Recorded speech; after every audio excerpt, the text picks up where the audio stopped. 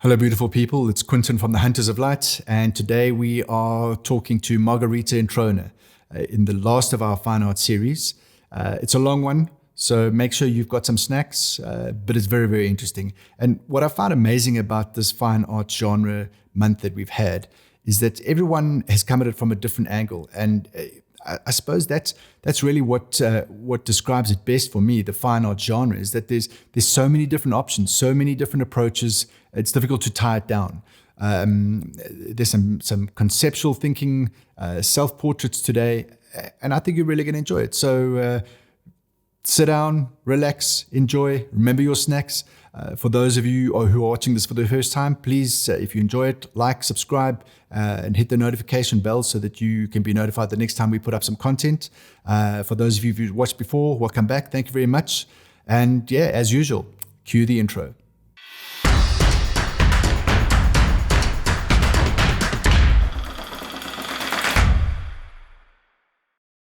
All right, everyone. We finally got a chance to speak to Margherita Introna. I think it's going to be quite interesting to see yet another perspective in the fine art series. So far, I've been challenged on every level, and I'm hoping that I'm going to be challenged even more this time around. But I think it's first of all, welcome. Thanks very much for being on here with us today. And Margherita's going to take us through her photographic journey, inspirations, equipment. You know, it's quite interesting how this time it's going to be broken into almost categories as opposed to looking at the work and talking about whether it's a creative portrait or an influenced by, etc. So I think this is going to be a really, really cool one. So Margherita, again, lovely to have you on here. And I'm just going to hand over to you and be schooled. How's that? Thank you so much, Quentin, and thank you so much for asking me to do a feature. One of my favorite things is to talk about art and fine art and exhibitions and this sort of thing. So I tend to get carried away and quite excitable. So I will try to Fantastic. stay on That's point, the way that I like it. which is why I've done a PowerPoint presentation to keep myself on task, because I can digress. But thank you very much for having me, and it's a great honor to speak, and hopefully I can inspire and give a new perspective on what I do and how I do it.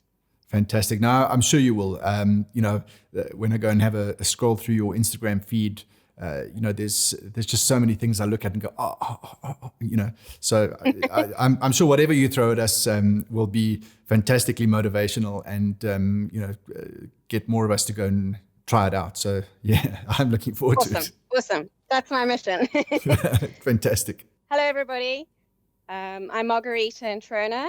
I'm based in Scarborough in Cape Town, and I'm a self-taught fine art photographer, and I specialize in conceptual fine art portraiture with a surreal and whimsical twist. I create images in a world from a different and older time, one far more whimsical and fairy tale than our own, so that the emotions conveyed are easier to bear. For me, I've always thought of my work as in three words: emotion, inspiration, and expression. And I hope this kind of tagline is evident in my work. I keep that as my north when it comes to creating work. For those of you that don't know my work, you will notice that my portfolio is self-portraiture, as in most instances, my work is autobiographical. Much of my inspiration comes from my emotions, and so self-portraiture is the way in which I honor those emotions. I thought I'd start with explaining my photographic journey, because photography has been a passion of mine for about 22 years. I started with film, and I've been using Photoshop for probably around 18 years. And I've been a self-portrait artist for about 15 years. And I didn't just start with conceptual fine art portraiture. It was a journey. And the journey that took me there sort of explains how I create my work now. And I mean, I'll be honest. I started as a hobby photographer, happy snappy, I experimented a lot with a lot of different genres. I didn't take it very seriously. It wasn't a business. It was just a passion. I started with landscapes, did a lot of landscape photography, um, just sort of any sort of odds and sods I could find, experimented, black and white, color, anything and everything. I wasn't too fussy. Anytime I could get my camera out, I was happy. Um, anything from still life. I did quite a bit of rock climbing photography. Okay. Again, not as something particularly serious or anything like that. I was a rock climber for many years, and it was just a matter of out with my mates, having fun. Every now and again, I'd lug up the big camera and do some proper shots. And that's usually pretty technical and quite involved because you end up having to, yeah, I mean, firstly, you have to climb the climb. You you have to get into a position where you can photograph the climber in a good position. I mean, you don't want to be taking bum shots and and this sort of thing. So Absolutely. you have to, and you have to remain safe while you're doing this. So it's quite a challenge, but for the most part, I didn't take it obviously very seriously. It was just recording fun times out with my mates. Um, but every now and again, I would take some serious photos, and these are some of them. And they've appeared in ads and rock climbing calendars and in magazines and in rock climbing route guides and mountain club journals and the like. Great fun, great adventures, epic adventures. Yeah, good fun and a good way to teach myself how to um, uh, be able to photograph in any circumstances. You can't always direct the light, and you're not lugging lights with you and that kind of thing. I mean, some of these places are in quite a massive hike to get to them, and I have to get into a good position to take the photograph. So I had to deal with light, weather, climbing, gear, safety, all this kind of thing. But it really did push the edge on knowing how to use your camera to its advantage and use the features on your camera to to be able to take photos in those odd places. I was actually Um, going to ask whether you'd ever played around with lights whilst hanging up on the side of a mountain, because no, the obviously you get the natural light shots, and then you can move on to like the high end climbing accessory guides. Using off-camera flash and drones holding the flash and da da da da. I no, think that's quite an exciting no. sort of route to get into where you're shooting for those kind of catalogs. Probably, and I know that there are people that do that. I wasn't nearly as serious as that. I mean, as I said, mostly just out fun with my mates. All these guys were climbers, good friends, hanging out in the mountains on an epic adventure together. It was never for me about I wasn't getting paid for any of this. It was just fun and happened to be in a few calendars and route guides and that sort of thing. I think the most what I have done is, and I use this a lot in the conceptual work I do, is for example on this screen, the bottom right hand image, I actually it firstly I expanded the frame. I was stuck up on a route next to the woman climbing and had ended up with a massive amount of blisters all over my hands, and it was a mission to get up to where I needed to get up to. And I did it the hard way. So it was quite a battle to get where I was. I could barely hold the camera, let alone anything else. But I didn't have a wide enough angle from where I was, and I didn't have a wide enough lens. So I actually did this in two parts and expanded the frame, something I use quite a lot in my work. And also you can see there I exposed, you can see we're in the shadow, the climber is in the shadow, but those mountains in the back are actually in the sun. So I had to expose differently. So I actually basically composited that together at different exposures to give me that detail still in the Yeah, background. I noticed that it's quite an even exposure for something that really Yeah, is in the shade, and then exactly. the mountains and the sky in the background. Exactly. So I would cheat a little bit in terms of, because I didn't have the lighting equipment with me. I don't own lighting equipment for the first in the first instance. I'm not interested in lighting and in artificial lighting and that kind of thing. So I made do with what I had, and that was the way I got around the fact that I didn't use lights. It was hell enough to get to that spot, without having to worry about dragging lights. I mean, I had so many blisters on my hand and so many thorns in my butt, and yeah, it was it was quite the epic to get there. Yeah, so Yeah, no, I used absolutely. what I had. I'm a firm believer in using what you have and making it work, and that's what I did there. And it's a technique I use often in my work, actually. Yeah, and I think a lot of times you've got to look at the skills that you have and the ability to think about how things are going to happen and make the best of what you have is definitely a Absolutely, good skill to have, essential, I'd say, absolutely, because you just never yeah. know what's going to come up, and if you can do that, and you've got the presence of mind to be able to quickly work that out, that's a fantastic skill to have. Absolutely. Absolutely. I'm a firm believer in using what you have. I don't have a lot of equipment. I don't use, I use available light. I use what I have and I make it work.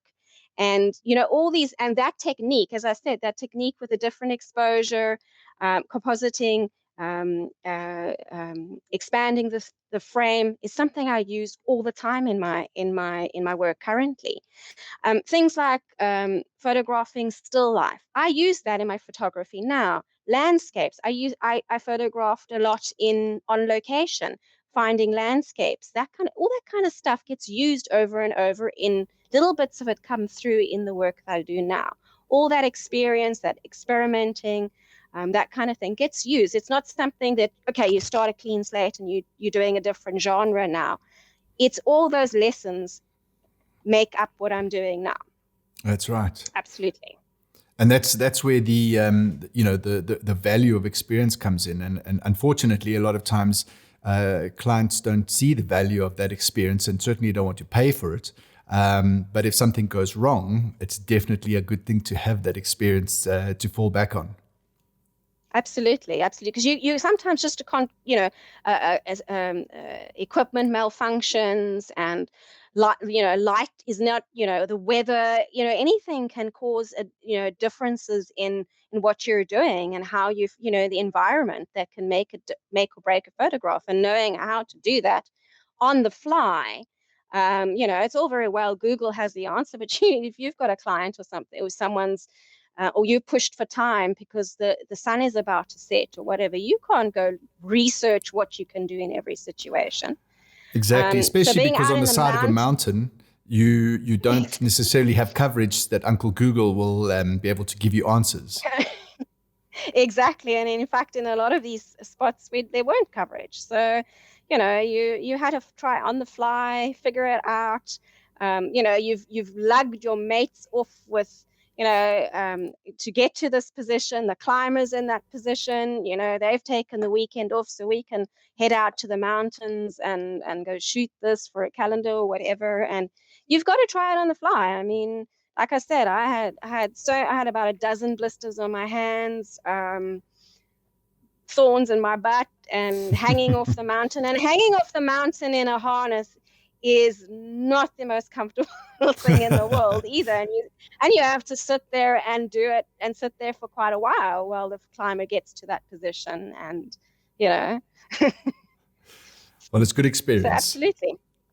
Absolutely. Oh man, it was epic. I wouldn't trade my time out in the mountains for anything in the world. But yeah, it was good fun, and it's good to know I have that skill set, and because I use it all the time. The things that I learned along the way, I use it all the time. Absolutely. So I went from, as I said, all sorts of things that I've done, rock climbing, photography, and then I did a lot of nude photography.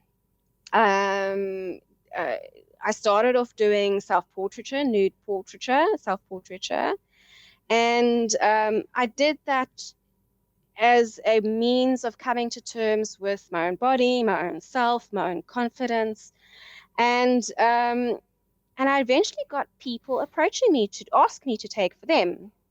And so I never shoot models. I never shoot professional models. All the people I shoot are my friends or family. So it's just your everyday people. And the getting people to open up in such a vulnerable position as nudity, is it's such an honor to see someone open up and become comfortable in the camera. I mean, the guy in the top left there was all nervous and shy in the beginning, and then by the end of the session he was doing cartwheels in the sand dunes. Oh, Back nice. naked.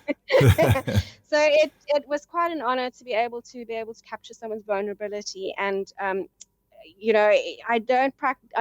don't shoot nude as much anymore.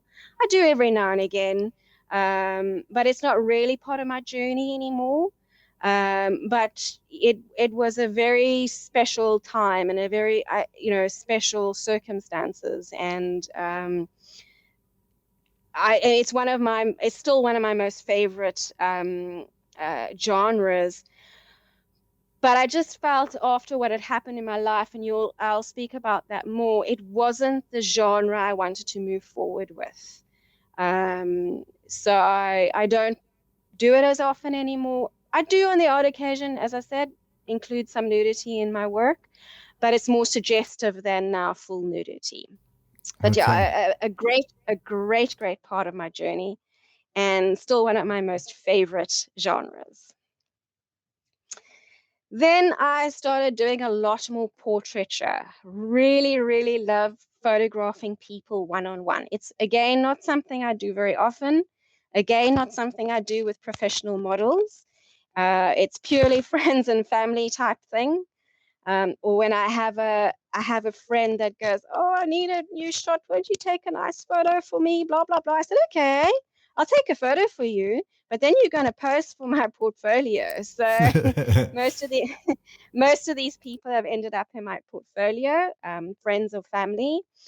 For me, it also goes about, you know, I say about not photographing professional models, not anything against professional models, but the fashion genre and the beauty genre, and that is just not my cup of tea. And I'd rather photograph everyday people because of you produce what you want to see more of, if that makes sense. Absolutely. Um, Definitely makes sense. don't not everybody wants to see pretty young models all the time, every time. And I'd like to add a little bit, different shapes, sizes, that kind of thing to the mix. But yeah, it's really, as I said, even with the nude photography, the same thing with photographing people uh, one on one as a portrait. I mean, again, these are not professional models, so they are nervous when they come sit in front of a camera, and how you walk them through that and guide them through that process so that they trust you and love their images in the end is, to me, quite a moving and it's quite a touching process for me. Getting to know my camera and shooting people in the most flattering way, so that they feel confident is, yeah, it's a great honor to do something like that. That's also a very good skill to have. That the transition from I've just met you, I've just walked into the studio. How do I get this person to be relaxed and give me what I want out of the portrait session? That skill Absolutely. is a very very good skill to have. Absolutely. And I'm going to speak a lot more about it now. One thing that I found helpful to me was self-portraiture. For me, and I can go on and on and on and on about self-portraiture because it is a large portion of what I do. And I could probably talk 2 hours about the whys, the hows, the journey, the theory, the you know whatever behind self-portraiture. But I do want to say, and I'm not going to get into that now because obviously that's not what this talk is about. But I do want to say that don't confuse a selfie with a self-portrait. And that might be an odd thing to say, but for me, a selfie and a self-portrait are two very different things. And most people ponder that a little bit. I mean, selfies are those, with your phone, fun in the moment Yeah. captures, whereas I see self-portrait as, it's almost conceptual in a way. Mm-hmm. Showing your true self, setting it up in a way that's not holding your camera, your phone. And so I always view it as a very different journey and a different space. And I also feel that any photographer needs to be doing self-portraiture. It's one of those things that I feel quite passionately about. Every photographer should be doing self-portraiture, particularly if you're doing portraits. I think that is how I became comfortable photographing other people and how other people relate to me in terms of, I'm certainly not a model. And, that being able to make people feel comfortable in front of a camera is, you can only really do that if you do it yourself. If you've been in those shoes and I, what it feels like to be behind your lens. I agree. I think And it's essential. there is a vulnerability being in front of a camera, and if you show that you're prepared to do that yourself and be in front of your own lens, it's a way of making others feel comfortable being in front of your lens. And I feel quite passionate about that. I know some people go, oh, why a self-portraiture? Are you narcissistic or something? But it's a total different means of expression. And for me, it's always been, well, these are my stories. How can I get a model to convey what I'm trying to say? And that was the way I did it, was through self-portraiture. And I mean, I did have to come to terms with that kind of way of working. Self-portraiture started as just convenient and a way to practice. But then I realized it was more. There was more to it. And what I ended up doing was doing a 365 project, a photo a day, self-portrait a day. And I tell you, something like that, taking a self-portrait every single day of yourself, really got me to, and because it's kind of this goal that you set for yourself, this target you set for yourself to not miss a day, kind of thing. But also to make it, change your location. It really got me out looking for locations. It got me trying all sorts of strange different things. Playing around with lighting, locations, processing.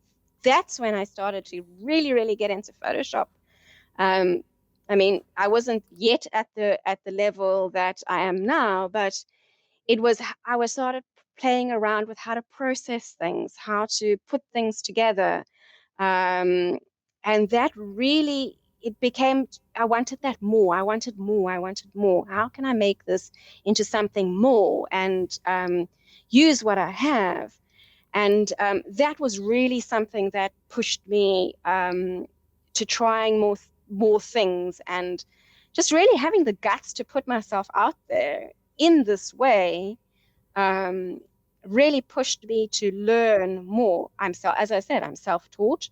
I really started pushing my technical skills on how to do things differently, and that it wasn't just, oh, another photograph of myself. It was, how can I learn from this image? Um, I even took that overseas, and you'll see this come up in my work as well. Is location, location, location. If I travel, and as a solo traveler, trying to get a nice photograph of oneself in a cool location, um, was how I did it with self-portraiture. Because every time you give your camera to somebody to take a photograph, it ended up being a bit of a mess. So, um, So I would, as you can see, I set up my camera all over the place and and took photographs. And I use those locations in my work as well. So you'll see that come up when I get into the conceptual stuff.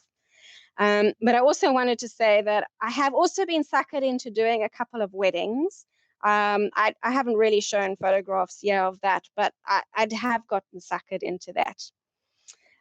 But then roll on 2013 and life kind of changed. Um, it threw me a massive curveball, and I started looking at my work and my journey in a very, very different way. My father passed away very suddenly in February 2013.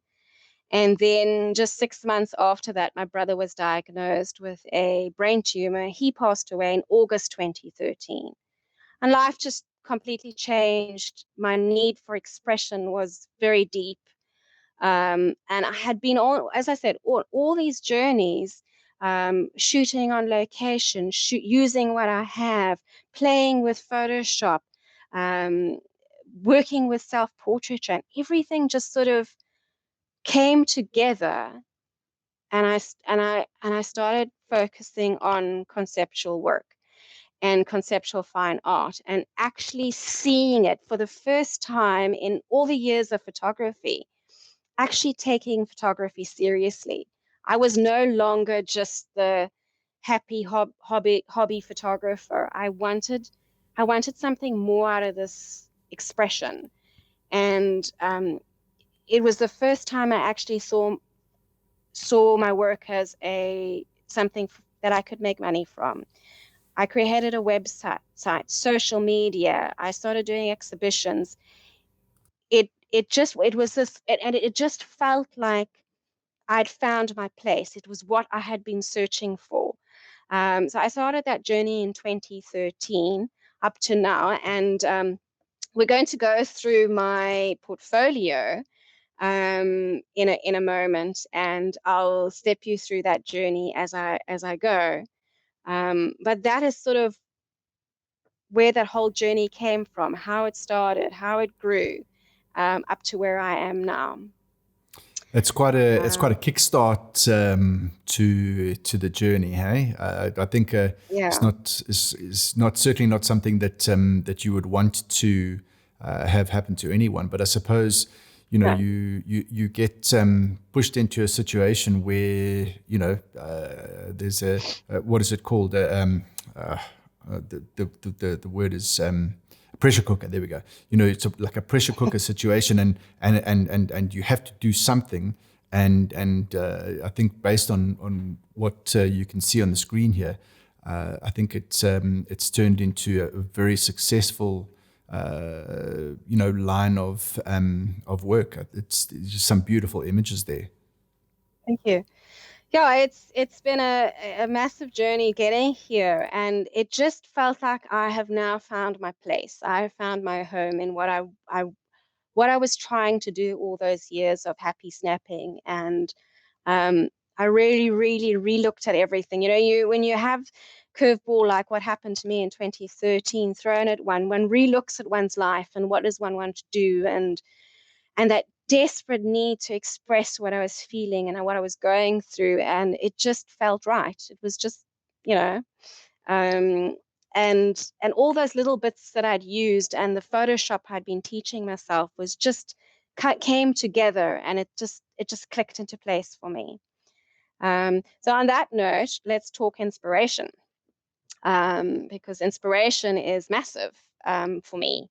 Um, it's not like with fine art is, with a with, is it, fine art is the opposite of commissioned work or commercial work, where you're given a project and you take a photo of product.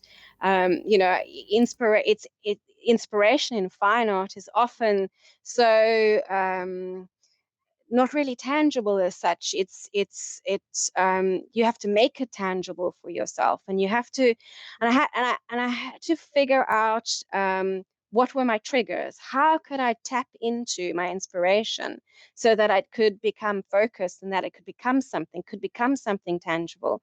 So for me, it's very much a list of 8 things that trigger my inspiration.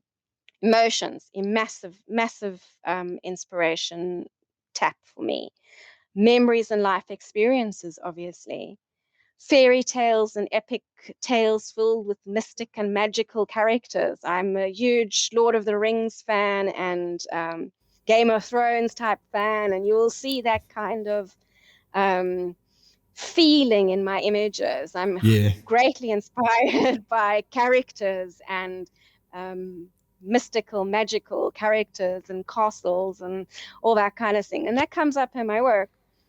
Nature and being in natural spaces. You will see, particularly in when I'm photographing on location, in the beginning, definitely tapped into my love of the mountains, love of the ocean. You see that coming through in my work. Just being in a beautiful space can bring out emotions and inspiration. Medieval and ancient spaces are another one, and that comes up again in a lot of my work, particularly when I traveled. Another big trigger for me is vintage clothing and objects. I love vintage clothing and objects. That's why I use it in my work. You'll often see, my whole house is filled with strange, wonderful vintage objects. And I find so much inspiration in them. They have so much story and so much, that mood and that vibe and that oldness that I love in my work. I want to create an older space and a whimsical space, fairy tale type space, so that the emotions I'm trying to convey are easier. Travel, a big trigger for me. There's that freedom in traveling that is a massive trigger for me and inspiration for me. And then I think kind of strange thing to say as a photographer and an artist is me. I find music and lyrics, poetry, that kind of thing to be uh, the most powerful art form. I think many of us can relate to that. So music is also a massive inspiration trigger for me, and you'll find that I often use every single piece that I've done has one or more of these elements in them.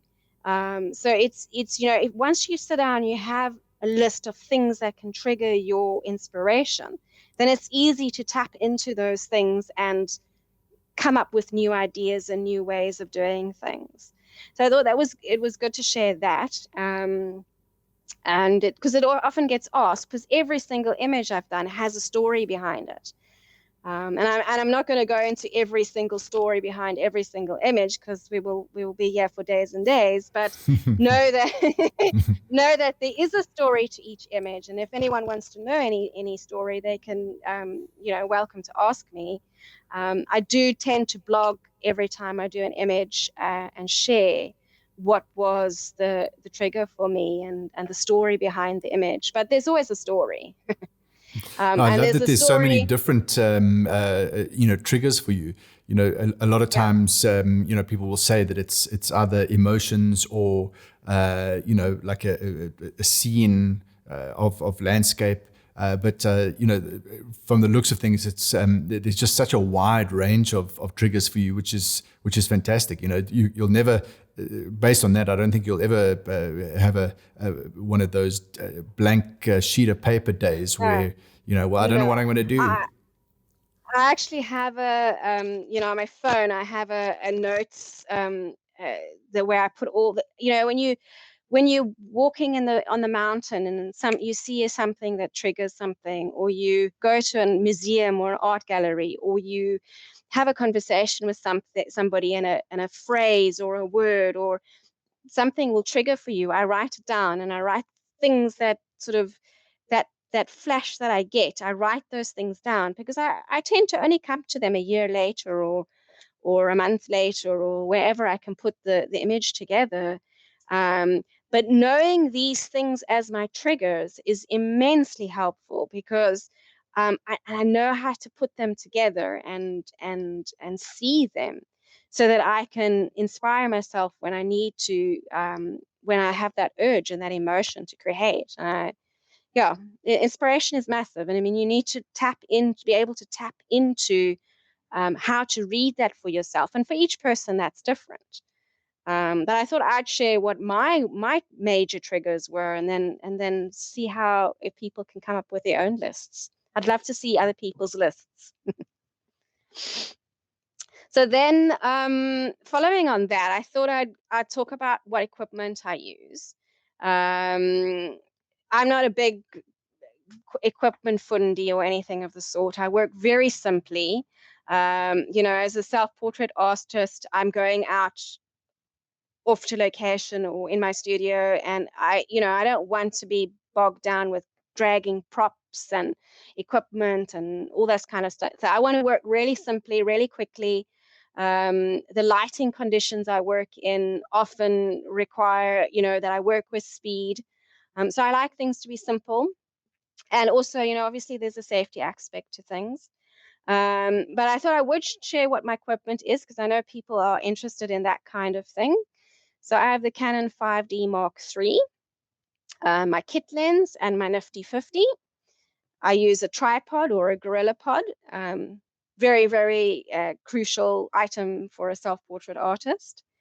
And then my favorite piece of equipment, which is the Canon RC6 wireless remote. So any sort of wireless remote that works with one's camera. And I get a lot of questions about the remote, because now, what do you do with the remote? You don't see the remote in the images, obviously. So what do you do with the remote? And my remote works with a 2-second delay. So you click the button and then there's 2 seconds. So you can toss it, drop it, hide it. I often drop it down my cleavage. And what I actually do quite a lot of is I operate it with my toe. Okay. So that way it makes it easier. I can pose with my hands, and you'll see how I work. I actually, and I'll show you examples. I often cut myself in half and then composite myself together. So the fact that I can rather pose my upper body and then and I'm going to be compositing the bottom half anyway, so it's easy. But Right. if I do happen to have it in pose with the remote, then obviously I make sure that I have to photograph my hand without, swap hands and photograph hands over and that sort of thing, so I can easily composite them. But yeah, working with a wireless remote is so easy, and it's a tiny little item, so you can easily get rid of it or hide it. It's very, And very then interesting the way that you work the remote into it or out of it, as it were. I mean, I yeah. think that's one of the things that you need to bear in mind, because you can't just push the button on your camera, run across the little grassy Oh patch, no. stand on a rock, and hope for the best. No, not going to be doing that anytime soon. It's too much effort, and I also don't have the time. I mostly shoot in flat light, so that is before the sun rises, or just as the sun is setting, just after the sun sets. So I like, or overcast light. So I have a small window usually to shoot in. So unless I'm shooting in studio like I do now, I have to work quickly. I don't have time to be running backwards and forwards, and it becomes messy. And I think also you get into, when you're posing yourself and that kind of thing, you get into a zone.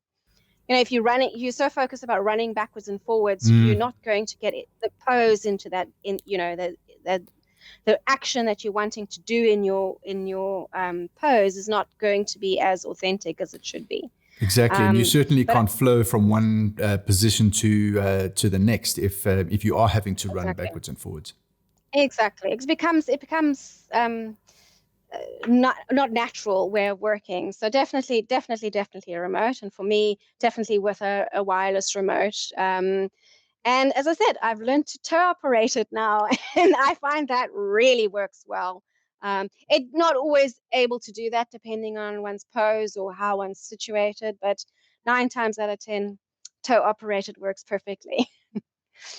And then obviously in terms of equipment, high specification laptop, just something that can really, really handle a nice fat Photoshop file.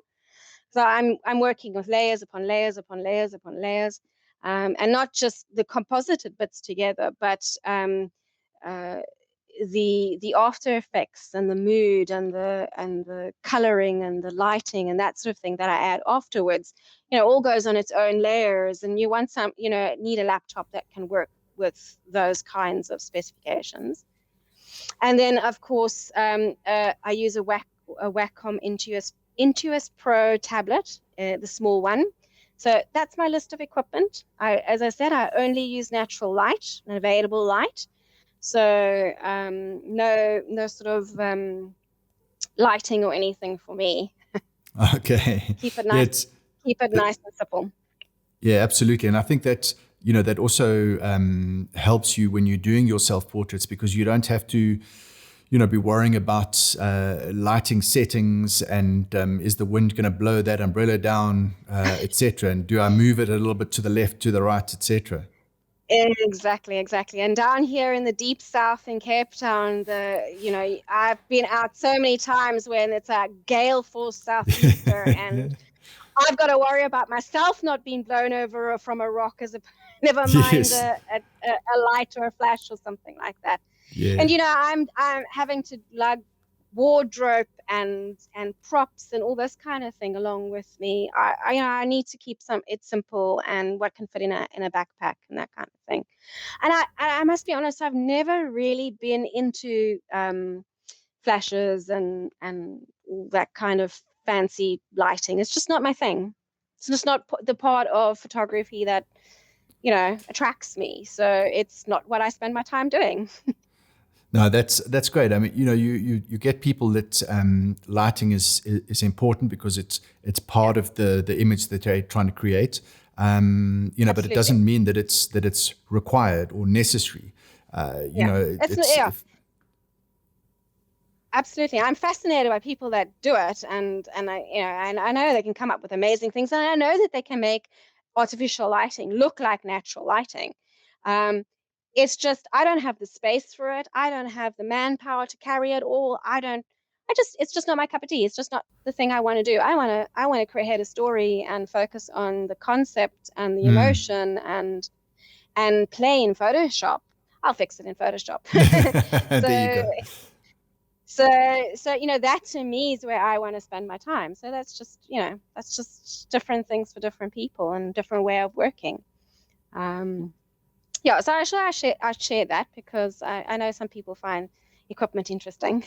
And now I thought I'd start with the fun part and get into my portfolio and step you through sort of where I started, how I began, and what I've learned along the way. And I've got lots of before and after Oh, nice. We like before and examples. afters. Yep, got lots of those. So I'll be sharing that. That's my favorite thing. I always share a before and after. I love before and afters. And so I've got lots of those to share with you guys. And I hope you enjoy that. Um, so for me, I think this image for me signifies my start in my conceptual fine art portraiture journey. And it's kind of an odd one. I always use this as the starting point in my portfolio, but it's kind of this odd image where I have nothing else in my portfolio that looks like it.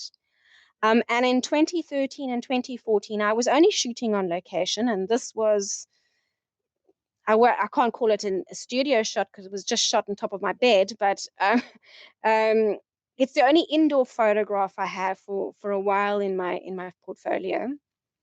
But this is the one image that where it snapped for me. It doesn't even have any compositing in it. All I did was I cropped it and I added a texture and I played around with the coloring and that kind of thing. So it's rather a simple image really, but something clicked for me in this image. And it's also the image that it was also where I was doing the 365 self-portrait project, a lot of my first couple of images were, I was still working that project but pushing myself into this new genre. And so my first couple was shared between my 365 project and my portfolio. So but this image was for me, that's where I thought, right, I found my home. So that's why I always share this one as such a massive part of my portfolio. But the journey started for me shooting on location, very much inspired by nature and the environment and how that connects to one's emotions. They were also both these images came from my self-portrait project, really. And it was in between my father's death and my brother's death, and time was kind of, I didn't have much time available. I was dealing with getting our family back on track and finding, dealing with everything, and being able to go out and spend half an hour in the mountains or in nature somewhere became very, very an emotional sort of experience, and therapy even. And so a lot of my first images were very, very much inspired by nature, very much inspired by emotion. And the image on the right was also where I started to really to come to terms with compositing. Here is where compositing really sort of snapped for me. Sure, I often replaced skies and that kind of thing, but creating this image really was where I sort of started to see the different pieces of each of the composite, because it's like a puzzle. You photograph the different pieces, or you gather the different pieces together, and you create one out of them. So yeah, it's quite a significant image. It was my first major composite. I look at it now and I go, oh, I could probably have done 10 different things differently and better, and so on. But this to me was the start. Again, focusing on natural environments, and also always, you'll often see something that comes up quite a bit in my work is emotion. I often have, okay, 9 times out of 10, the wind was blowing a gale anyway. And the one on the left is where I nearly got blown off of the rock. I got a massive bruise. I got a massive bruise trying to take that image. But yeah, including motion as part of my story is a big thing for me as well. It creates that drama. It creates an intensity that I really, really enjoy in my work. So I really enjoy compositing that together. And this is now very, very typical. It's a very simple composite, but it's very typical of how I work, in that, as I said, I often photograph my top half and my bottom half separately, and I join that together. And you can see that quite clearly in this image, where I've used the top half and then the bottom half and put them together, and then added the sky. So those two elements are something really you will see a lot in my work, is top and bottom half put together, and then a sky on top. So that's sort of where the compositing starts for me. This image is an example of quite an extreme composite. I was really started to push myself with this image. I shot it in a really stupid way, to be very honest, and that was basically because I couldn't get the tripod at the right angle, and the wind was howling, and the light was dropping, and we weren't in the most safest spot either. And luckily I had a friend with me, so I wasn't on my own.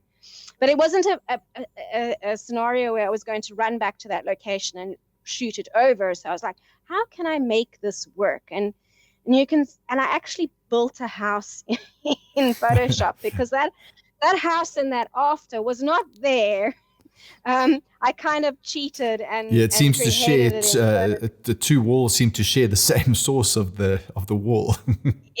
Exactly. Would I do that now with the skill that I have now? No, I would probably do it a lot differently and a lot simply. But at the time, it was something that um, I wanted to rescue. I mean, I dragged my friend out in the howling wind, and I thought, oh, I better have something to show for all the effort and whatnot that she, for coming all that way with me, and I had the time to sit and play with it, and I learned a lot from it. Obviously, um, you know, I had a kind of a different vision, which is kind of why I shot it with that sort of tunnel look to it, and that just didn't work in the end. And so I built a house in Photoshop. And I look at it now and I go, wait, that wall is skew and this and that, and the perspective is a little bit wrong. But you know what? It's part of the thing, and most people wouldn't have known the difference if I didn't point it out now. But yeah, I mean, sometimes you just got to do what you use what you have, and in my instance, that was it. At that time, being able to go out on location and find someone to go with you and all that kind of stuff was a major mission. So it was easier just to fix it in Photoshop, but probably not how I would do things now. I've learned. And then also in about 2014 or so, I started photographing others. I started using models. And again, by models, I mean friends, family, that sort of thing. So I did quite a bit of that. Um, Tried to make a point of, yeah, is this just something that's just self-portraiture, or can I use other people? And how would I translate their story into and their concept into my work? And I find that's quite a challenge. I still find that quite a challenge. I find most people want to pose or be in one of my images, but they don't come with their story and what they're just happy to model, but and luckily every now and again, some of my friends come up with good stories and are keen to come up and let me take their story and share it, and I love that process. But when it comes to my own emotions and that sort of thing, I find it difficult to use other people. But I was really trying to push myself into using other people. So I did do quite a bit of that in 2014. I started doing that. I also was shooting on location, and then I went and I did an overseas trip. And there you can see on the image on the right, photographing on location overseas using you know locations, and traveling and doing this kind of thing is also, it has its own challenges, because you don't have your a proper tripod with you, and you have to get changed into wardrobe, with onlookers usually looking, and how one could, how I figured out how to do that. Not to mention dragging a dress all over the place, and so I found this dress that was sort of, I could stuff it in my backpack and pull it out, and you wouldn't notice that it was creased and so on. Right. So that became my traveling dress. And I love, as I said, I love vintage things. So whenever I travel, I look for new wardrobe as I go along. But yeah, that was also, I'd gotten used to doing self-portraits overseas, so it was just a natural thing for me to do, is to photograph work overseas and take advantage of great locations and that sort of thing. So, Um, how do you deal with crowds at a particular venue and onlookers, etc.? I mean, I'm assuming that it's something that you get used to and just move on, shoot what you need to shoot, and oh yeah, and oh get it. yeah. I really just couldn't give a toss, to be honest. Um, I generally try and find a little corner somewhere where I have some sort of privacy and that sort of thing. But also, it's actually really nice when people come up to you and ask you what you're doing. I love explaining what I do, and I love what I do. So I love being able to explain what I do. I get kind of a bit put off when people just stand and stare or take their own photos without, asking my permission or something like that. And you do get that sometimes, and one just has to look past it and get on with it or whatever. But I really, really enjoy it when people come and ask me, can I ask, what are you doing? And it looks so strange. And, I always have my little brochure with me. So I hand them my details. I say, yeah, go check out what I'm doing. I love that kind of thing. And yeah, just otherwise, I just really don't care. um, it cost me a lot to go over, for example, especially overseas. I'm a bit nervous to do it in South Africa, to be honest, Yeah. but especially overseas. I'm not going to see these people again. I don't care. Yeah, uh, absolutely. I'm I, I'm a little bit more wary of being approached when I'm on my own out here in South Africa, unfortunately. But yeah, I just like to get on with it, and particularly in overseas, when you've paid so much to go overseas and visit this beautiful area. I'm going to make the best of it I possibly can, and now I've learned different skills. I would combine that with taking stock, and I'll speak about that more soon. But yeah, I plan my travel and my trips and my road trips and that sort of thing around what I can create along the way. Location, location, location. So it's always good to experiment in new locations. So yeah, it's just. And you'll often find that I try to create work in little sets. So you can see these two have sort of the same mood and feel, even though the one was taken overseas and the one at the beach down the road.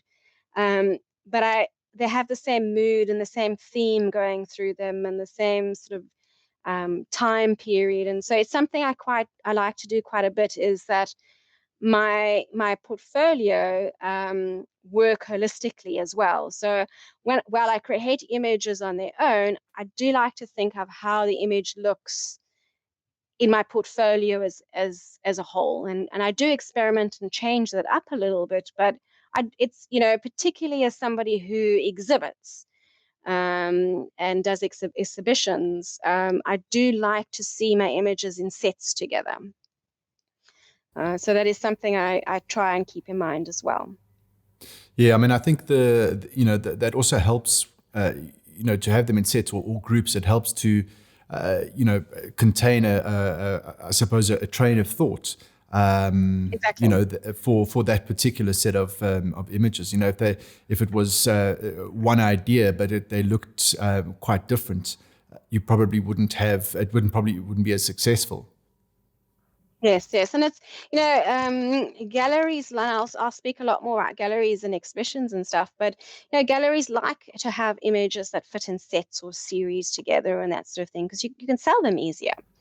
Um, and they sell better together. Or you could do an editorial spread, for example, where the Right. images fit together and they have that mood. And so even though, as I say, these were completely done in a different time and place and etc., but they work thematically together and have that same mood about them. And in fact, that's something, as I said, I like to think of with my portfolio as a whole, which also helps guide me, when I'm stuck with how to process something, or how to oh, now to decide on this coloring or that coloring, etc.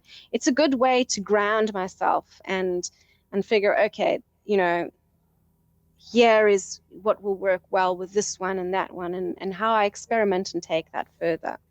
Um, yeah, again, as two images, again, photographed in completely different places, different models, etc., but they work thematically together. And funnily enough, the only black and whites in my portfolio. I don't know why.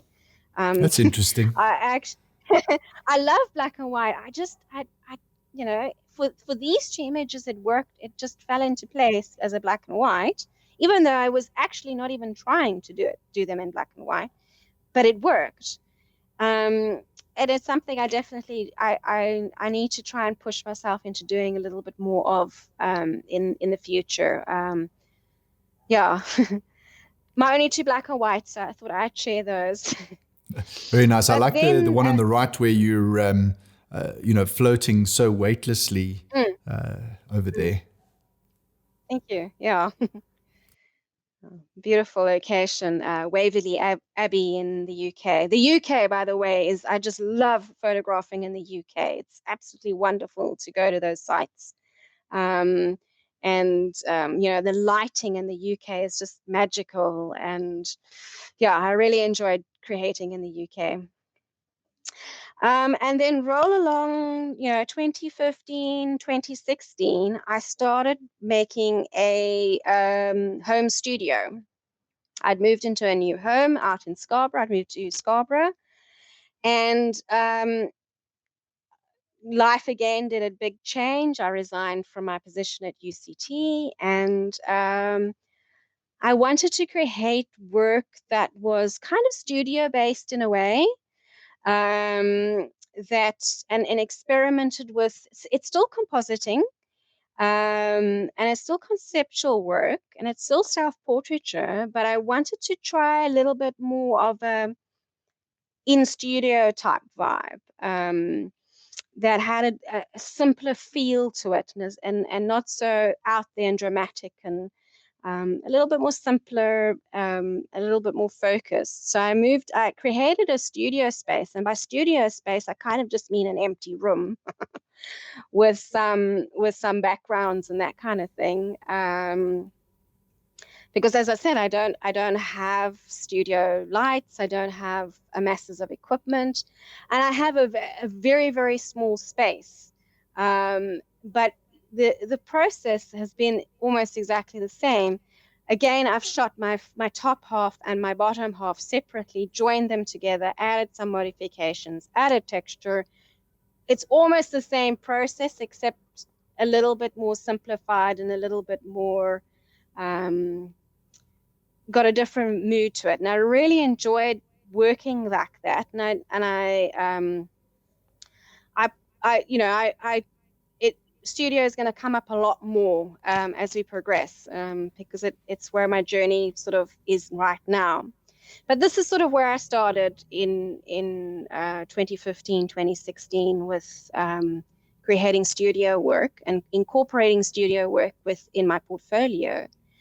And the value of having a dedicated space that is just for creating, and having it on the ready and ready to use whenever I need, has been also massively inspiring, and made the process really, really simple. Yeah, my little spot is ready, and I can create, almost any time that I want. I'm surrounded by all my props and my wardrobe and that sort of thing. So it's my favorite room in the house, because it's my playroom, you could say. Yeah, I love it. It's very Um, cool. yeah, and you will see, actually, in some of the before and afters that we have, I actually, because that room is very, very small. Um, and I've experimenting with focal lengths and in lenses and that kind of thing.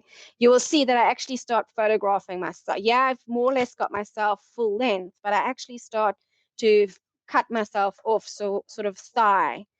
And because I'm used to that, using two different halves and putting them together, it's just a process that kind of works for me. um, because I often include the movement, and because I often work with a remote and hiding the remote. So it just sort of all fell into place that way. Right. Um, but I was still shooting on location. And I find what I sometimes do is that I, I, I squirrel away shoots. So I'll go through stages where I'll shoot a lot and then process a lot. So, depending on the weather and the time and resources and all that sort of thing, will depend on how much shooting I do, particularly when I was working on location, because the wind and the light and the this and the that, and safety and all that kind of stuff comes up quite a bit. And so I'd go through, I find I go through stages where I will shoot more, and then I bury away the work in a to-do folder for quite a while. And it's a bit of an annoying habit. Like these images I photographed in 2014, but only processed them in 2016. And that was partly because I was technically, I knew exactly what I wanted to create. That image with the two heads, I knew what I wanted to create, and it was important to shoot that for the composite. I had to pose this way and I had to pose that way, and I wasn't sure how I was going to actually put the two heads onto my body, and it took me a while to sort of get my technical to catch up to it. Right. And I'm actually I've got a little video, 1 minute video that I'll show you guys at the end of this image and how it was built together. But I really started playing with the backgrounds, the locations that I worked in, to simplify the background. Um, yeah, something that comes up quite a bit.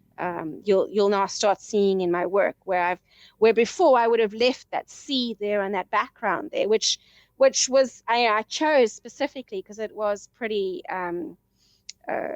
plain and not non-distracting. But then I actually ended up taking it away completely. So that was also something I started moving towards. And then 2016, 2017, again, back in experimenting more with shooting in the studio, but I started taking it a little bit further. Not not on full composites, what I call full composites, where I shoot myself in studio and then take myself into a completely different environment. I'm still getting there, but I started playing with that idea here. Technically, probably not quite there yet, but really sort of focusing on how I was shooting, as well as shooting the stock that went with the image. So I always use my own stock. I photograph my own stock and then put it together in the image. So that was something I was really starting to elaborate more on my studio work. Was getting to do that sort of thing. Also was a great way to get friends into the studio, because now I didn't have to plan it around the weather and the time of day and all that kind of stuff. But it was really fun to get friends more involved again. So I started photographing others again. And the reason why I wanted to share this image was because it was actually a bit of a flop. um, I was photographing my friend, and I was busy getting my settings correct, and he moved obviously with some movement in his head, and actually turned out to be a better image than the one I had planned on photographing. So sometimes Okay. one goes out and one prepares something that one is going to shoot X, Y, Z, but then you roll with the inspiration as it happens. And I saw this on the back of my camera, and I said, Farrell, this is perfect. I couldn't have planned that any better. And it's one of my favorite images. And yeah, I think other than fixing his hand and adding the butterfly, it didn't do much compositing because I loved it so much. Yeah, it's one of my favorite images in my portfolio. And it was actually, as I said, purely by chance, actually a flop, and it worked out better. So sometimes one mustn't take one's inspiration so seriously and learn to roll with what as things happen and be spontaneous about what happens. No, I really like that, and Mm. it, as you say, that's exactly the case. You never know when something that was a mistake is going to become a whole new direction Exactly. that you follow. Exactly. I've got one or two other examples where that happens, where I went out and it didn't quite work out, and for whatever reason, the concept that I tried to photograph didn't quite come out the way I envisioned. But then you see something, when you're processing it, you see something else, or you are inspired by your environment to create something completely different. And one has to open one's heart to that sort of that can happen sometimes, and one has to learn to read those signs and trust them. Sometimes one's instinct, you can plan something to the nth degree, and sometimes what happens spontaneously works out better. Now, this image for me is another turning point in my portfolio. And it's funny because it's not something you would notice from the end product. The end product looks exactly as it would have looked, but these two images that I created, and here's the before and after, is around 2017. I started doing quite a couple of presentations at photographic societies and creative clubs and that kind of thing, which I love doing, and I've learned so much by sharing. But part of those presentations were technical presentations where I actually would open up one of my PSD files and show them the layers that I had and the process, how I got from start to finish, and would show techniques of how I would change colors and how I would composite and this sort of thing. And I'm going to admit it, I had the sloppiest Photoshop workflow ever. And opening up my PSD files for everybody to see, I went, oh, oops, I maybe shouldn't work so untidily. I mean, as a fine art photographer, no one sees it. It's not like a client that has to say, no, I do what I want to do. It's my creation. It's my vision, my creation. I don't have to please anybody other than myself. So I didn't pay much attention to I worked kind of destructively, and I always had a way to roll back if I had a mistake. But I didn't work so that I could easily make tweaks and stuff. And so was the spot where I said to myself, you know what? If I'm showing these people and trying to teach people this Photoshop, I better get my butt into gear and do things in a far more logical and proper way and less destructively. And so this was the first image. And you wouldn't have that's a fun thing. What I love about Photoshop is you can do the same thing a dozen different ways, and they're all correct, and they're all, you'll still end up with X as your product, but you get to that process through entirely different ways. And this was where I really, really pushed myself in my Photoshop. And I'm really, really glad I did, because things like moving adjustment layers between one image to another was like a whole different ball game to me. So much opened up to me. And I thought, wow, why was I doing it the stupid way? Because the stupid way was actually the hard way.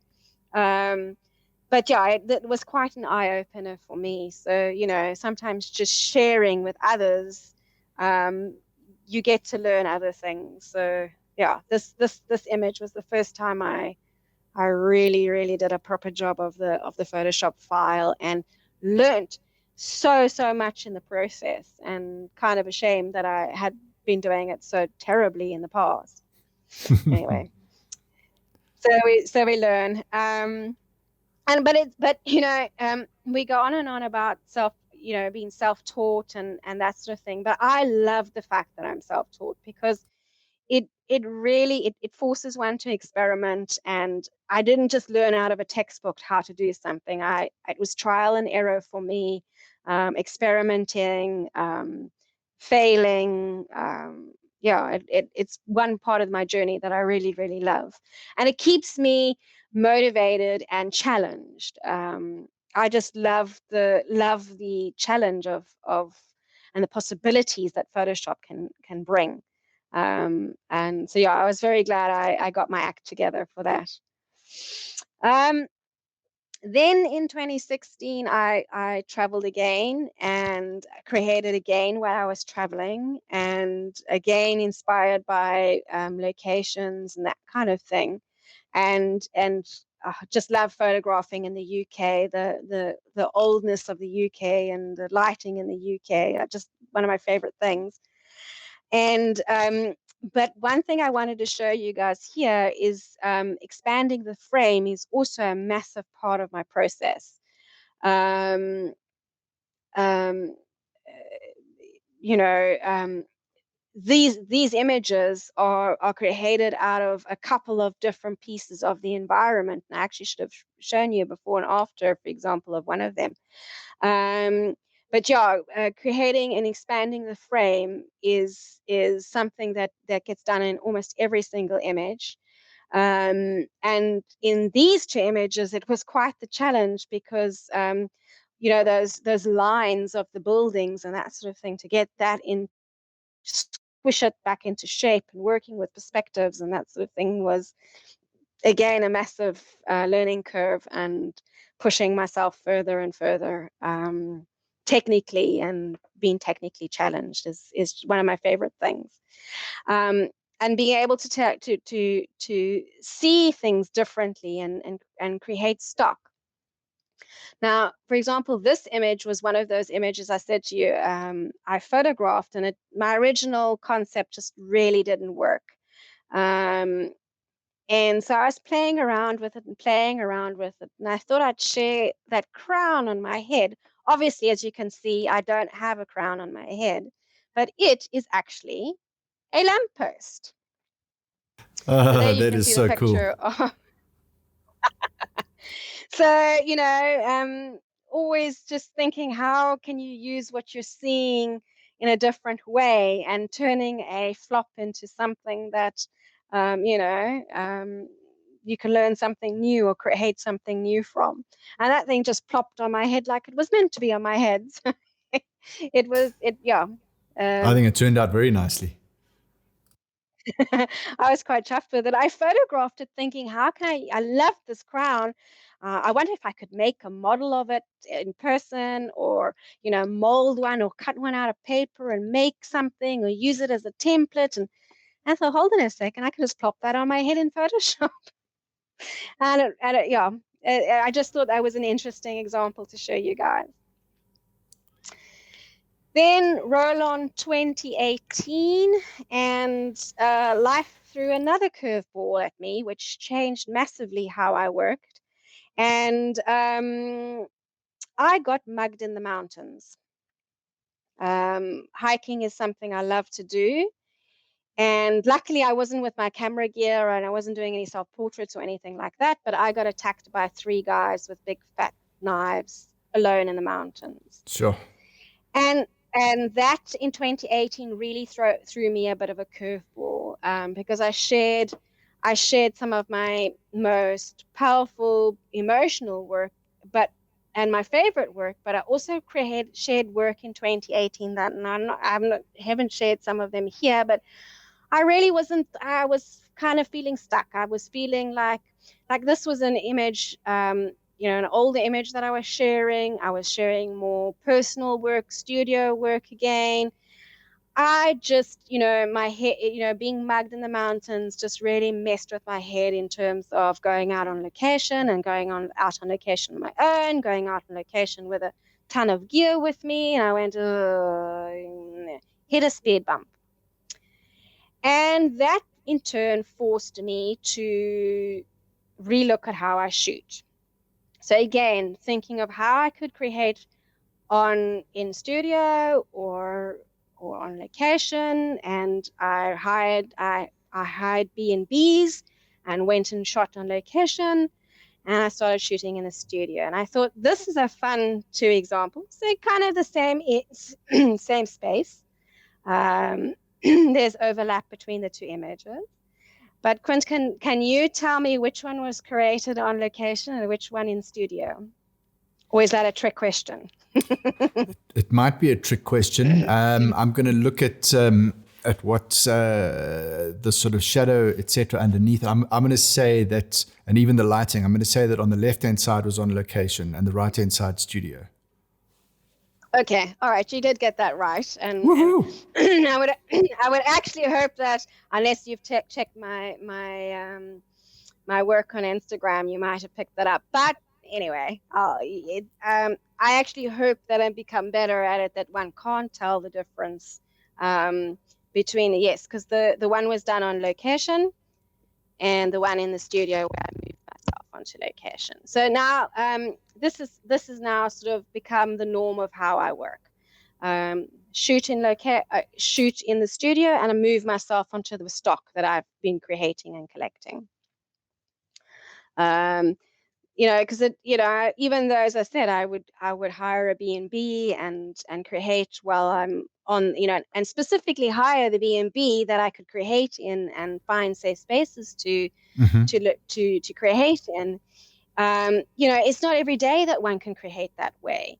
So definitely moving towards creating full composites was now what I call a full composite, where I photograph myself in the studio and move myself to location. So this is sort of where I'm 2019, 2020, where I'm at the moment. And it helped me, really, really helped me with logistics. A lot of other things started falling into place. I mean, that ladder, for example, is so heavy. I could never have dragged it off to some field somewhere and in Up the the side light of a and in the mountain. wind, and exactly. And it just opened up. You know what? I technically caught up to where I wanted to be, that enabled me to do this kind of work now. I was comfortable with how I was shooting, but it also really was able to create far more surreal scenes.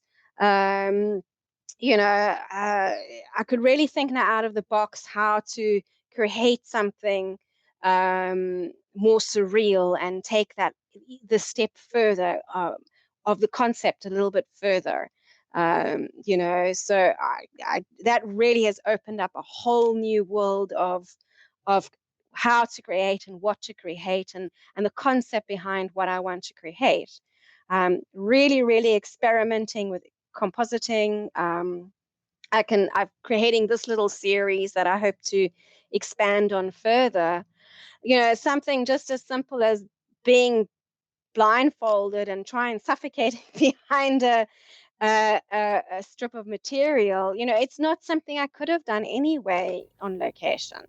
I'd be stumbling all over the place. So be able to really, really play with this theme of shape and form and light and color, and it's the same background and but completely different stories and moods to it, and really just having fun with the idea. So yeah, compositing's really, really opened up a whole different line of inspiration for me.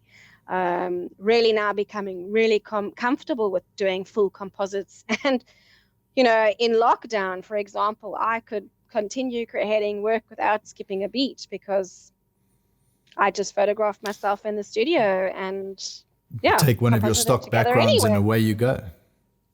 Exactly. So wherever I am, I'm always trying to gather stock. Empty fields. I go nuts for an empty field. I dragged one of my friends out the other day, and we drove around, and then every time, stop the car! I want to take a photograph of this empty field, and yeah, one of my favorite things. And yeah, I could continue shooting and creating still while under lockdown. So I was really, really grateful. I'd gotten to a point where now it became necessity all of a sudden. Really just experimenting with that, and also being able to shoot others, because it's so much easier. I don't have to fit into time schedules and lighting schedules and this sort of thing. It was so much easier just to get one of my mates, come over for a cup of coffee. We're going to do a quick shoot quickly. I can pose someone, photograph someone in a couple of minutes and had an image with them, so that I don't have to deal with all the other logistics and so forth. So it really has helped my process and really has opened up a whole different world for me. So that's where we're at the moment. And I thought, just to end off the portfolio section, I thought I would share a quick 1-minute video of the one image as it goes through from start to finish. So enjoy that.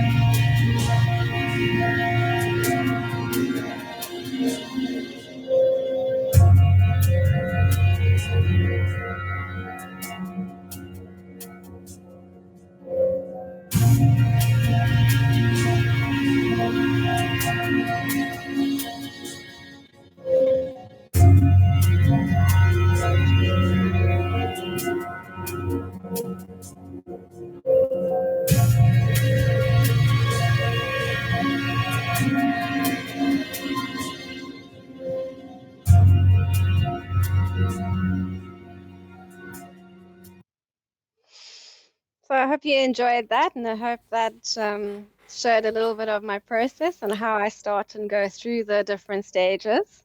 Okay, so often people ask, okay, now fine art, now what? How are you going to make money from this? It's all very well creating work for personal pleasure and to enter for awards and publications, but there's not much money in that kind of thing. And for me, a large part of creating fine art is sharing it and actually coming with a piece of art. I mean, that's what it is. It's fine art. And I think we sort of stumble when it comes to photography because photography so easily lives digitally and, doesn't become an actual thing that you can hold and sell. So I wanted to share some thoughts behind that. For me, printing my work was a whole revelation on its own. It brought it home why one actually creates and how one creates and thinking of what the end product is actually going to look like, because that is my goal, is to create a piece of art that I can sell as an artwork. And I do that in two ways. My first way that I make my income or make some income from my work is book covers. So I sell my work for book covers. And this, well, not exactly from my fine art portfolio, was still a cool cover. So I thought I'd share that. It's a travel guide that has one of my self-portraits on it. But where I do make my money is selling my artwork digitally, and this is digital, and we'll get into the printed now, but selling the work as for book covers. And you know, I find book covers can be so inspiring as well, because look how they've taken that image and that what they've done to it, and I went, wow, that is actually quite inspiring. I really need to make something that is like that, and I've got something in my to-do folder that I really need to process some time, because it's a really cool technique. And book covers are great because there are a bit of a luck of the draw. You're never sure if you're gonna, you can send work to the agent and you can send work to the agent, and every now and again you'll be surprised by something. But I get paid in euros for these, so that works out to a nice tidy sum every time. Absolutely. Um, you got to get our bad rand count for something. But this one, for example, was sold in the UK, so the print run for this one was quite a bit. The second one, this one was printed in Poland, so I didn't have as big a print run, so I didn't make as much. But again, just looking at how they cropped that differently was also just wow. Okay, that's really cool. It's very interesting. But yeah, I've sold another book cover not so long ago, but I don't think it's been released, so I'm not able to share that at the moment. But yeah, it's one of the sources of income that I use, and I really really need to put more effort into it so that I have more stock available, so that I can have better chances of it being used. And the more that you have, the more chances that you have of getting a book cover. And I really really really need to. Another thing I need to step up is my production of making stock for selling book covers. But yeah, a very good source of income for uh, fine art, for a fine artist. And it's something that is minimal effort, in that I've already created the image, and I send it through to my agent, and they do the rest. So it is sort of like a passive income, but it's Right. nice income when it happens. Very nice income when it happens. No, absolutely. And I mean, I suppose Then fine art lends itself to, book covers and that sort of thing. It's a absolutely. logical extension. Absolutely. And okay, you have to do a little bit of effort with getting yourself signed up with a licensing agent, or however you decide if you're going to do it yourself personally, or if you're going to sign up through a licensing agent.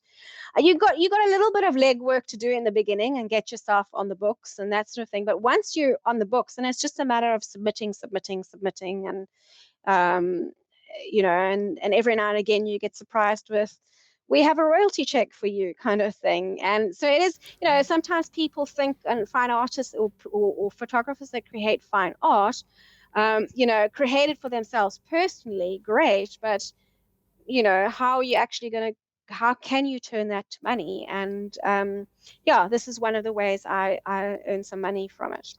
Very, very nice. And then for me, one of my favorite things ever is exhibitions. This is where I put a lot of my energy into. Um, because for me, it's about selling actual printed work. I love printed work. My work is printed on beautiful fine art paper. It's limited edition. I have my work beautifully framed, and it's one of my greatest joys to share work via exhibitions. And I've been, I've done group shows, I have done solo shows, I have, to a point where I am now actually hosting exhibitions from the ground up. And instead of sharing a ton of photos from all the different exhibitions I've done, I've exhibited in overseas, in the UK, in the USA, in Europe, and in the USA. I thought I'd share these two exhibitions because these two are my passion project. It's called the Deep South Community Art Exhibition, which is actually an exhibition for all sorts of mediums, all sorts of artistic mediums: sculpture, painting, drawing, photography, etc. But this is where I make the most of my income from selling my work through exhibitions, through galleries, through solo shows, and through hosting my own exhibitions.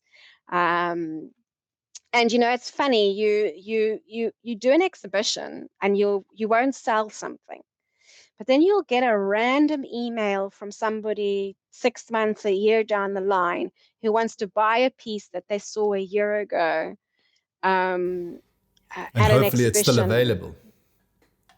Yeah.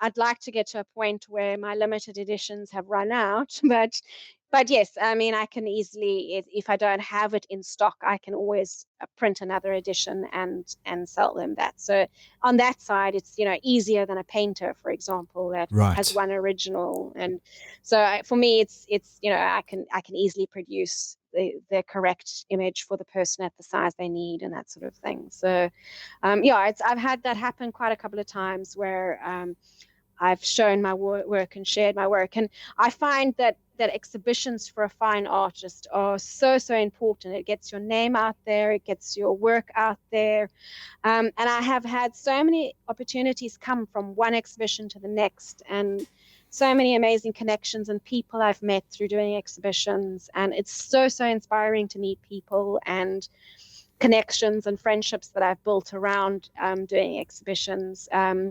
This to a point where, as I say, I've now started. It's an annual event that I host here in Scarborough, and it's actually a charity event. So although I could make my money, I'm basically a pop-up gallery, if you could put it in that way, Okay. and I could make an income from this. I don't. I actually donate it to a local charity, to an animal rescue, Tears Animal Rescue. So, but it's another form of income for somebody, is to actually host exhibitions, and you take a commission, and that commission is also some income for one.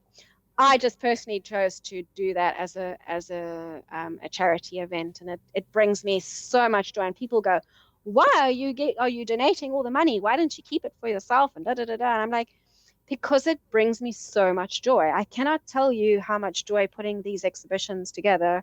And I look forward to doing this year's one. We'll be in our third year now. We've grown from 29 artists to 49 artists.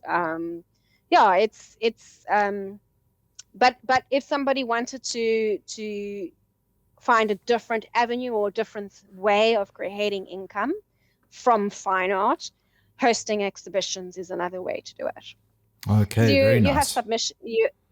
submission fees, and you have from the submission fees that pays for your rental and your hiring and your labor and your wine and all that kind of things. Yeah, so that was just some thoughts on income Okay, that's very from cool. from fine Because art. that's the thing, it's all good and well to go out and put together a couple of images and now you're producing fine art, but what are you doing on the flip side to make it either pay for itself or so that you can Exactly. sustain the creation of that fine art?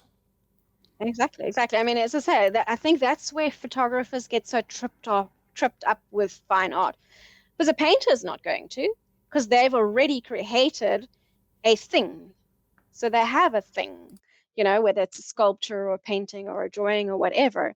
But because we live so digitally, we don't think that that image and that art can become a thing as well. And so it was important for me to talk about what now, so you've got fine art, what now, and exhibitions is such a way to grow and get exposure, and the amount of people I've met and the connections I've made and the friendships and the reward of doing exhibitions is amazing. I mean, I can talk exhibitions for an hour flat, so I'm going to try and curb my excitement about it now. Um, but you know, they are incredibly rewarding, and it costs a lot of money to start exhibitions, because you have to build up a stock of your pieces of art so that you can have stock available to exhibit. Right. And it's not an easy thing to start, and there are ways to start it, and I mean, I can go into much more detail, which I won't now. um, but it's not like you're going to print one thing and make oodles and doodles of money. It doesn't work that way. But I've gotten to a point where I've been doing exhibitions since, I don't know, 2013, 2014. So I have put it together, the stock. I have, and I've built it up over time, and I've built up the connections over time, and to a point where, as I said, my passion project is to host an annual event, um, and it has brought me, yeah, so much. Oh, that's very cool. I really appreciate that. So I just wanted to see if we can go side by side again. Yep, yep, Okay, cool. yep. I'm just gonna do that over there, and then you can stop the sharing of your screen if you haven't already. Okay, there we go. There we go. All right. Yeah, no, just so that we've got something more visually interesting than the same image that we've had on there. But I know, but I think that it is really what it comes down to. You've got something that you're passionate about, and you're producing the work. But if it unless it pays for itself or generates an income, it's not really going to be something that you're going to be able to put as much time and effort into, or it won't sustain you. So then you go back into the 9 to 5 weekday sort of jobs, and you're not going to Exactly. have time to create the work, and then it becomes like a self-fulfilling prophecy where you just don't go Uh, anywhere with it. well, I don't live off my income, obviously, from my exhibitions and selling my fine art. I do make some income from it, and I know that if I put if I had the time and the resources to put a lot more behind doing a little bit more full time, I would make more. Except, it's a Mm. knockdown effect. You get Yeah. out what you put in, kind of thing. And I just don't have the ability to drop absolutely everything and only focus on that. But it is part of my everyday life, and it is part of my focus, and it is part of my income. And while I do, and it would be more, but I also donate a large portion of that money, and that in itself is, I always have this saying: it doesn't feed the stomach, but it feeds the heart. Yeah. There's a difference, and yeah, it feeds my soul and it feeds my heart, and that's of a lesser importance than the money. But these things are expensive to run. You have to. I hire an assistant. I have to have work printed. I have to have frames made. And there's driving around, and there's time, and it's printing, and Right. it's labeling, and brochures, and all these sorts of things that one must have to do exhibitions. And it must pay for itself. So at least if I'm selling artwork, I can at least justify Exactly. my indulgence in my passion, which is sharing my work, and more than just sharing my work digitally. And there's nothing quite like seeing people's reaction when they see your work, and and how it touches them, and hearing their comments and that sort of thing. It's so rewarding, and so makes it worthwhile, because a lot of work goes on behind the scenes. I mean, Absolutely. it's time, effort, hours and hours in Photoshop. You know, it'll be a shame just to leave it digitally, and not. I want to see that thing in the end, and that's to me where what the end result should be, and the meaning Fantastic. of fine art. Yeah. Well, thank you very much for for showing us your work and giving us a bit of an insight into how you approach it, and your inspiration, and how you try and at least make a bit of money out of it. I certainly appreciate it. I think it was great to see all the images, and also hear the progression of where it started.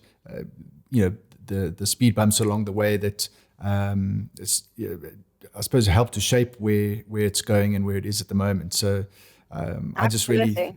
thank you very much for the time Pleasure. that you gave us, and we'll hopefully see a bit more work from you that's not so much COVID restricted, and getting out into the mountains again. I think that could be quite interesting to see. I would definitely very much like to get out into the mountains again, and do some on location shooting again. I've got some things in the pipeline, working on an album cover for a friend, and a couple of things in the pipeline. Uh,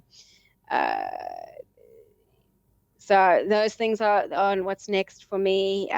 Hoping to travel again, of course, Yes. and I really miss travel, and really miss that excitement of running around in my prop wardrobe and having people think, "Who the hell's this crazy lady?" But yeah, and sharing of that in exhibitions and stuff. But yeah, if there's any questions, if anybody has any questions about anything I do, or any technicalities, anyone wants to know more about exhibitions, let me know. Happy to answer sort of any questions. Yeah. Fantastic. Thanks very much, Margherita. Really appreciate it. Pleasure. Pleasure. And for those who are first-time visitors to the Hunters of Light YouTube channel, remember to like, subscribe, and hit the notification bell if you want to be notified the next time we put a new item up. But yeah, thanks, Margherita. I really appreciate your time and efforts. It's been great to Pleasure. chat to you. Thank you for indulging my complete passion. Thank you very much.